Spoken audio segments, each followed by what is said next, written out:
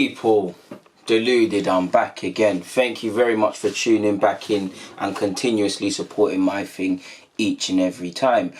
Now, West Ham versus Arsenal. Arsenal versus West Ham is on the Monday. Both teams really need to win. Both teams, I would say there's pressure on them, on both managers.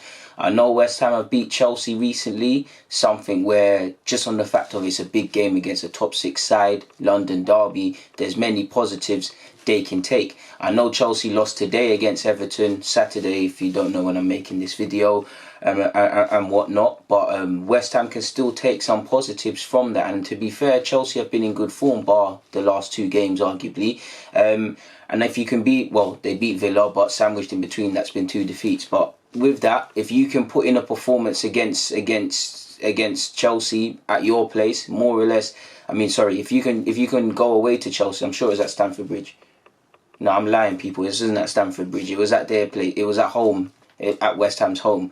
Apologies for that. But if you can get 3 points off Chelsea because of their current form, you can probably get 3 points at Arsenal if you apply that same consistency, tenacity, work ethic. However they won that game, if they apply them same principles, they'll do alright against Arsenal, and they should relish that.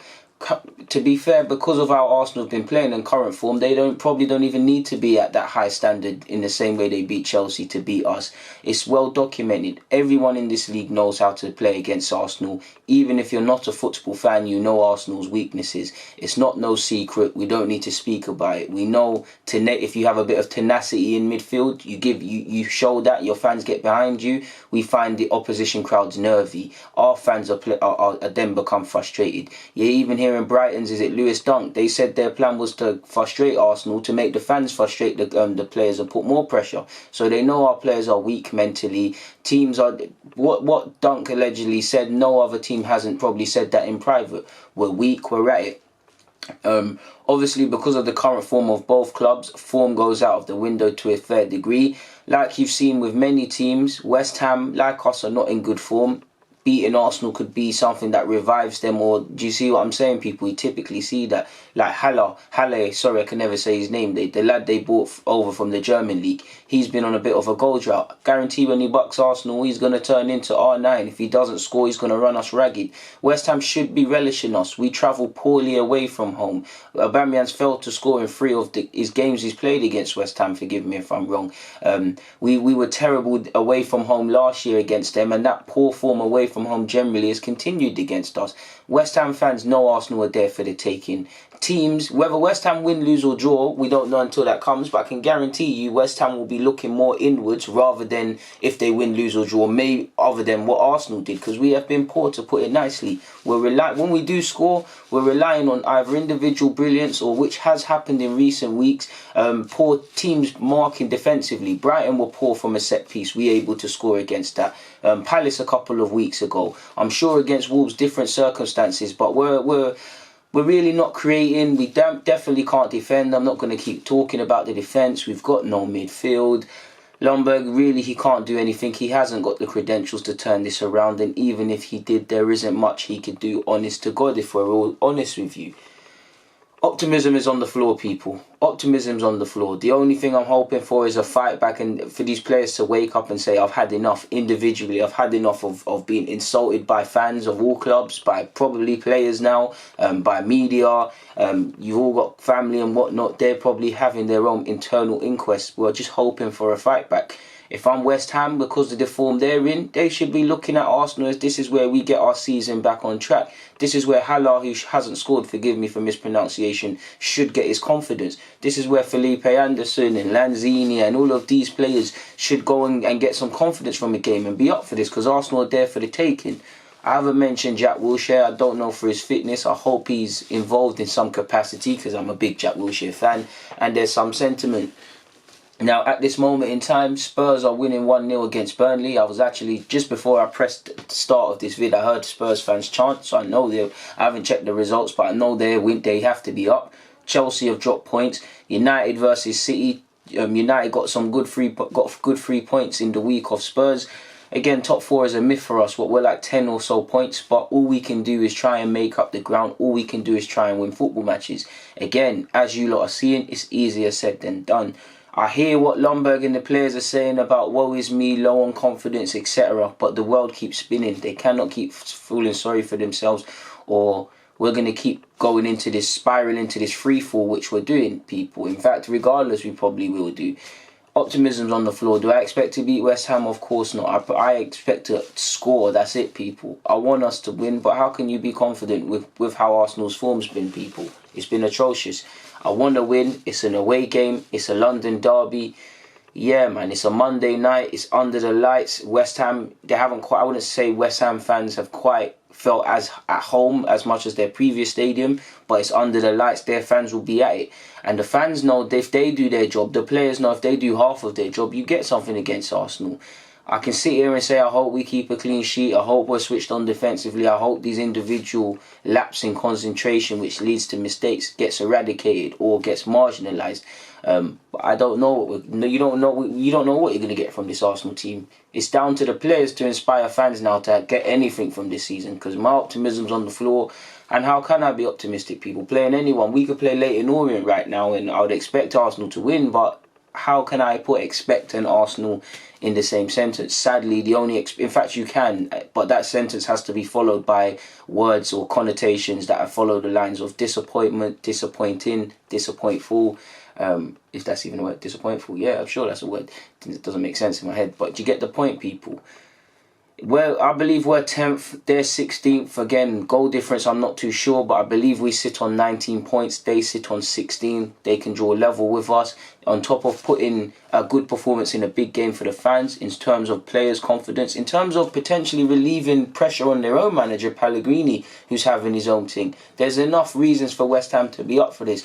And the funny thing about football and Arsenal is, despite how poor we've been, despite what I'm saying now, if Arsenal lose, it's the end of the world. So with West Ham, people, if you beat Arsenal, it's an inquest into how poor we were, but it's almost when we lose, how poor are Arsenal. So Arsenal I don't expect Arsenal to get anything from it, but you can see how West Ham have a sort of free hit. If they win, if they lose, Arsenal had to win sometime. Like I said, we've touched 2 months, people, without winning a game. I don't know what 3 points feels like, people. Am I going to Arsenal versus West Ham? No, because it's not worth it. Had an offer of a ticket, it's not worth it. It's not worth, right now, I'm not in the mood.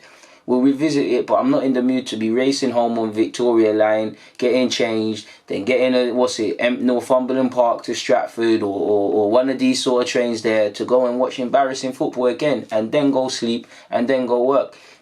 I don't want to do it, people. I'll revisit another fixture, but that Brighton result left a sour taste in my mouth personally, people. Not because of necessarily losing, it's just, what I can't take is lying down, and it's a different sort of defeative attitude I'm seeing at Arsenal now. We've gone for, like, it's just nothing now. Like before, it was like kids against men, lambs at slaughters. Now it's just nothing. Players are resigned to losing. Players are going through the motions. Players are not fighting for themselves. These are the things I can't take, people. I'm not saying Arsenal should be winning league titles. Definitely don't deserve to do that based on how we've been moving off the field and on it, but it's just not been there. Whether you're trying to win league titles, get top 4, fight relegation, if these things aren't there, people, you can forget about all of that. It is what it is in that regards. West Ham should, like I said, there's question marks over them, and the first goal in this game potentially is crucial. But if I'm West Ham, listen, you don't need to sit back against Arsenal. You just need to make sure you frustrate us when we're on the ball. There's going to be a lack of movement. Take advantage of that. Play Lanzini. Play Felipe Anderson. Mikel Antonio. He might not be the most blessed with ability, but he's a strong runner of a ball. He'll keep getting at fullbacks. He'll put balls into dangerous areas. Arsenal are poor from aerial situations. Take your advantages at set pieces. Put balls in the box for Haller. For mispronunciations, again, forgive me, but it's optimism's on the floor, people. It doesn't matter what 11 goes out there, they're all going to be trash. They're all going to put in poor performances, really. Like, they're not putting in performances for themselves, so how can I expect it for the fans or the club people, really and truly? It is what it is. We've got West Ham away. I'm sure soon we've got Everton away. Based on Duncan Ferguson's energy, based on how they beat Chelsea, that's not going to be an easy game for us. Manchester City after this game as well. I can sit here and say we need to get 3 points and get damage limitation, but we should have been trying to get 12 points from whatever period. You know, whatever period I made that video, I was like, we've got however many games, how many points. We should have been clocking up a respectable points tally so that City is a free hit and you're hoping for a respectable performance. Like, we need 3 points as insurance going into the City game, but again, insurance for what? top 4's gone. So what is their insurance for, really, people? What? Like I said, man, I'm actually really struggling to do this preview. Like, I really don't know what to say. I'm going to be honest, I don't want to be sitting in this chair right now, people. I'm enjoying football, but when I think about Arsenal, it's not enjoyable. And I'm never going to lie to you. I'm always going to say what's honestly in my head. I'm not going to cap, and that's how I feel about my football club. Not because we ain't got star players and all of these things, but fight, determinate. There's players on less wages, less ability, probably going to go down in history as less of players than some of you in this side. And I'm seeing them individuals week in, week out, playing like, forget about the club, like it's their last ever opportunity to play a game of football, people. And until I see these sort of things at Arsenal, until I see people take accountability and wake up, it is what it is, people. If we lose, obviously I'm going to be disappointed. But can I be shocked? Of course not. The only thing really is the lineup, people. And again, I'm at the point now, our centre-halves are terrible. I'm not sure for Holding's fitness, and I've kind of spoiled it, but let's go with the lineup. Leno picks himself in goal. One of the only players who might not be playing perfect, but is saving us, is putting some credible performances in. Since he signed here, I wonder what he's been thinking, because he's not had a decent back four in front of him at any point. There's not been a point we've looked solid consistently over a long period of time. I do think Leno and Tierney, when you sign these players, it's almost like a piece of a jigsaw. How are they going to make up the team? We know how they're going to improve the team, but how are they going to fit into the unit? You look at Liverpool, signing Van Dijk was the icing on top of the cake, because there was clearly a greater emphasis between defending, not just the whole team, but specific to the defence. How Trent and Robertson are going to move, centre-half partner, the keeper, communication, off the ball, all of these things. Van Dijk, icing on top of the cake. These things are not at Arsenal. Since Leno's come here, how have you not equipped him with a decent back four? I don't think Leno's a perfect keeper. I actually have question marks. But Leno, and the same over Bellerin as well. But they're two areas that is just simply nitpicking. There's other areas to address, people, really and truly. And Leno hasn't been given a decent back four. And he's done, like I said, he's not perfect, but he's done relatively well. I'd be very frustrated if I was him. So Leno picks himself in goal, as I said, people. Centre-halves, do you know what? If Holding's fit, Holding comes into the side. Callum Chambers plays at right back for me. If Bellerin's fit, he didn't have the best of games. Definitely first half against Brighton, he plays right back. I know Maitland-Niles doesn't want to play full back, but if Bellerin's not fit, potentially some would even say even if he is fit right now, Maitland-Niles into the team for all his question marks. But without knowing Bellerin's fitness, I'm going Bellerin, Chambers and Holding, because I don't believe Luiz and Socrates should be on an Arsenal football field at this moment in time.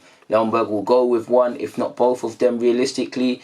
But Chambers and Holding, even though I'm not convinced in that pairing, it can't be any worse. And to be fair, at least Holding and to a degree Chambers, they're learning the trade. So I wouldn't say I condone or expect certain mistakes, but I have more sympathy for certain things they do than David Luiz, who's been, won everything in Europe really of significance at club level, played for PSG, represented his country. Socrates represented his countries, played for Borussia Dortmund, Milan, us, and all of these sort of things. I'm not seeing it. I swear Socrates has even been dropped from Greece the last couple of times. I remember seeing that stat. I can't verify it, people.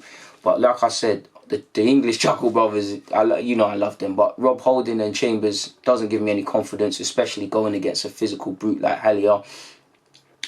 Socrates is probably more equipped to go with him because he's more on the defending, but I can't, like, his form is just atrocious. So I'm going with the two English centre-halves with Holding and Chambers at centre-half respectively. If Kieran Tierney's fit, then I'll start Tierney, but I'd actually have no problem with Kolasinac starting now. If Kolasinac plays and he plays terrible, we'll obviously have an inquest, people.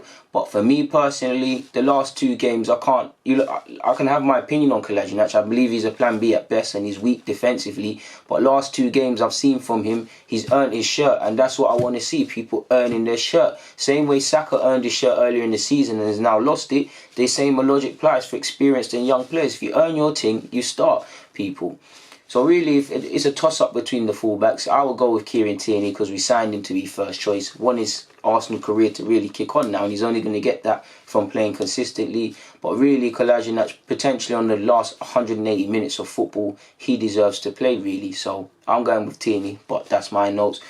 Midfield, we're going with 4-3-3 in case I never said that. Midfield, Granit Xhaka again. I don't believe he should play for this club again, but I'm softening my stance and I'm it's water under the bridge now. We'll deal with it in January. Again, last couple of appearances he's played since he's come back. More so, literally last game. He deserves his spot in his name on the team sheet, really. So I'm gonna go with Xhaka. I'm going to go with Lucas Torreira, really and truly. There's a case to bring Guendouzi in potentially for Torreira or Xhaka. But I think Guendouzi, you know, he's played a lot. He can sit out these last 2 games. I'm going to go with Torreira because we need to have someone that wants to stick a foot in to some degree, people. So I'm going to go with Torreira in there. With Xhaka, Mesut Ozil gets the 10 position for me. Joe Willock drops out. Up front, I go with Aubameyang as a sole striker. On the right hand side, Nicolas Pepe. I know myself Martinelli is not going to start, people, but I would start Martinelli as well. Lacazette, really, I have concerns about him now. I think he's been in poor form. Now, I do have to keep a bit of logic. Technically, he's scored in his last 3 games. He technically has 3 goals. Forgive me if I'm wrong. Brace against Southampton or something like that. While I thought Kolasinac scored against Brighton at home, turns out it was Lacazette. There's 1 game he didn't score in, and he's got like 10 assists, 10 games, like 4 goals or something like that now, people, and has had injuries. He's a top player, there's no way around it, and them stats show how good he is. But the same logic, I think we're lacking balance all over the field. I do think take away them goals, and Lacazette's someone you normally associate with good general play and doing more than scoring and things like that. I haven't really seen enough to say he should be in the lineup, and I feel we can go at some point go back to 2 up front, I think we need to change something, and Aubameyang's got the more goals this season's in the better form. I believe him. Pepe's had his time sitting out now. Let's bring him back in. Hopefully he's got a bit more clarity. If Martinelli starts and he doesn't take his chances, then that's something else. But in more or less any opportunities he's got this season, he's taken it. I think he deserves to start. If he starts and he plays poor, then we hold him off. But he's played well. And to be fair with you, if you ask me for any Arsenal players that I feel are playing fractionally well this season, you're saying Leno, Aubameyang, and then you're looking at Martinelli, really, and he's barely played on the face of it. Yeah, he's got couple opportunities, couple minutes here and there in the league technically, but he hasn't completed 90. Did you get it? I think he deserves a chance, people, and I think we need to try something else in terms of the balance and whatnot, because we just need to. I think we should go back to basics. Let's not try shoehorn people into the side and force everybody into the side. The players that do start, let's also just play them in their positions, people, at least till we get some confidence going. Then by all means, Ljungberg, switch up things. Ljungberg, you've just been in this position, but I'm not gonna lie, your lineups have been a bit bewildering, and we was hoping that someone could potentially see that Emery was doing poor and, you know, flip the script and do what's right. But and I'm not saying this is the case with Ljungberg, but obviously he's in that dressing room. Is it necessarily a different voice? Clearly he's got some players on side and whatnot. It looks happy days for Ozil. But you've essentially been in that dressing room already. Is this different voice going to spark a reaction? The way the players speak about him, I believe so, but to get it, people. And also, when you're part of that coaching staff or part of the rat of this team, how can you can you always see what to do if you're involved in that environment, or do you need someone with a new perspective? I think Ljungberg has to learn some lessons first and foremost. You want to play Joe, that's cool, but if you're going to play Joe, between Joe, Pepe and Ozil, one of them has to miss out, people. Do you get it? It was Pepe last time. It potentially has to be in fact, it has to be 2 of them, really and truly, unless you're going to play Joe further deeper in one of the pivot roles. But you're not, because you went with your 2 in the pivot. Joe's obviously doing the pressing thing. Ozil has been shoehorned out wide. Pepe dropped. I think we've got to go back to basics. I like Joe. Joe's getting minutes, and deservedly so, but he's not a 10. Beyond being a bit box-to-box and one of the more athletic central midfielders in our team and doing a good job pressing and showing a willingness, he's not a 10 of the top 6 level, because at least right now, as much as I love Joe, his strengths aren't like as poor as Ozil has been in the last few years. You know, Mesut Ozil, precise pass, you know, division and all of these sort of things. I don't personally feel that's Joe Willock's skill set. If that's anybody's, potentially Emil Smith-Rowe, and potentially because of injuries and whatever he's shown in training, he's potentially not of the level right now, Ljungberg's team, to throw him in there, really. Ceballos hasn't hit the heights, but he's not fit to really draw upon. So I believe Joe probably potentially has to miss out. So let me recap that one, people. Like I said, I'm going with Leno in goal. Someone scored in the Burnley Spurs game again, people. But Leno in goal, Callum Chambers and Holding if fit, centre-halves, Tierney at left-back, Bellerin at right-back. Midfield, we're going with Mesut Ozil in the 10, Xhaka, and obviously Torreira complete the midfield three. Up front, we're going with Pierre-Emerick Aubameyang. On the right, Nicolas Pepe. On the left, Martinelli, who I believe deserves an opportunity, people. And not just him, to be fair, man. I know Nelson really hasn't had a decent season. For no fault of his own, he's had some injuries. But at least for me, I'd rather, when we're playing like this, I'd rather the young players go out there, because at least they're going to play with a bit of fight. Like Joe had to get subbed in the last game, but at least there's some fight in there. There's something to prove. Some of these players either can't fight, won't fight, don't know how to fight. Like, it's one of them, people. There's three camps there. If you can't fight, get out of my club. If you won't fight, that's the most concerning for me. That's word, because that means you can, you just don't want to. Or if you don't know how to fight, some of you have shown no willingness to adopt certain things or realise where I'm going wrong. As much as I can blame the club for the underlying underachieving culture that's been here, managers who have left for their tactical issues, and obviously other things, players have to dig it out themselves. Some of these players are poor, but there's also self-review. And if some of these players were truly analysing and scrutinising their personal performances, I don't think they'd make the same repeated mistakes, or they would seek help to mitigate against them.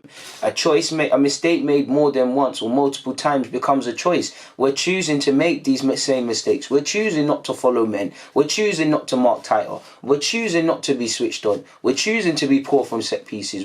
This ain't coincidence now. We are here for a reason. You don't get into this position like a club the stature of Arsenal with a manager not in this position, with the season written off before December even came, November really, by chance. This is a result of mismanagement between the board who's been in long-term previous management, both in the short and long-term previous things, and obviously a lack of recruitment. I've said it in other vids. It's all fun and games talking about another manager coming into this role, people. But if the spine is, if scouting teams and whatnot aren't saying, all right, cool, new manager, what tools is he going to have to work with? Let's go and get a centre-half. An athletic central midfielder, tenacious sort of midfielder to play with Torreira, or give him two combative midfielders. If there's not going to be any proactiveness for the spine, you can forget about it, people. You can really forget about it. But on that note, I'm going to keep it moving. People, it's been a pleasure. Deluded, I'm out.